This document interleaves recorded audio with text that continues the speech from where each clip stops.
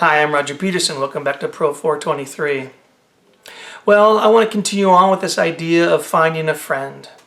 And I want to build on the idea that we had in the last video, that we need to find a friend that we can be honest with and talk to them about those deep hidden patterns of overreacting with anger and intensity and control, or those patterns of underreacting, of withdrawing and staying emotionally unavailable or apathetic to relationships. Those things that we do, those deep hidden patterns that are really damaging the relationships that we have with the people closest to us.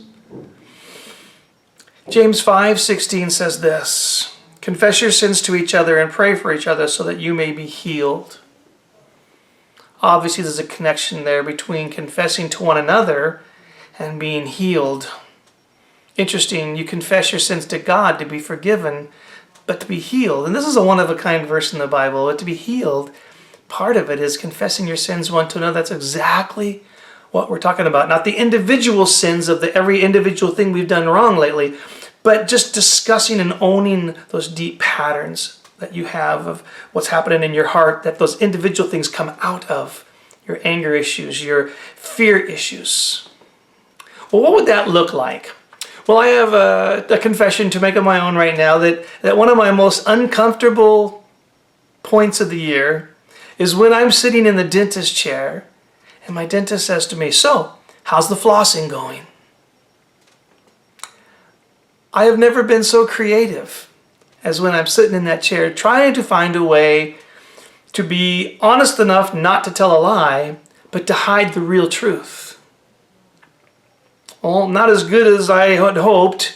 Maybe a little better than last year. Well, lately I've been doing okay.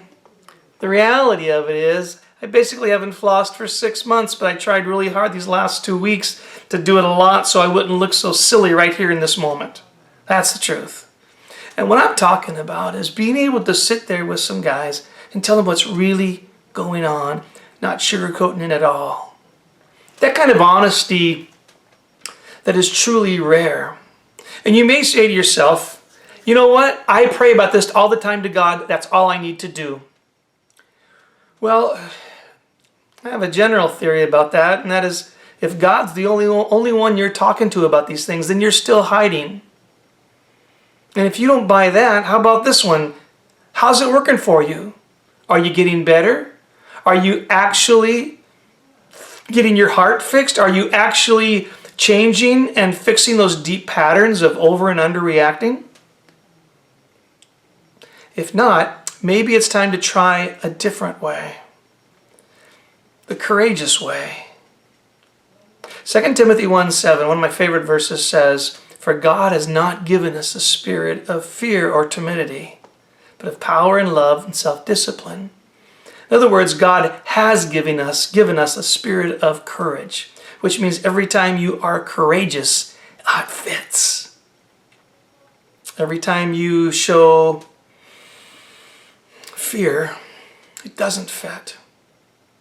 Here's my challenge. Find a friend. Be honest. Let them know what's really, really going on. Be courageous. Find out how well it fits you.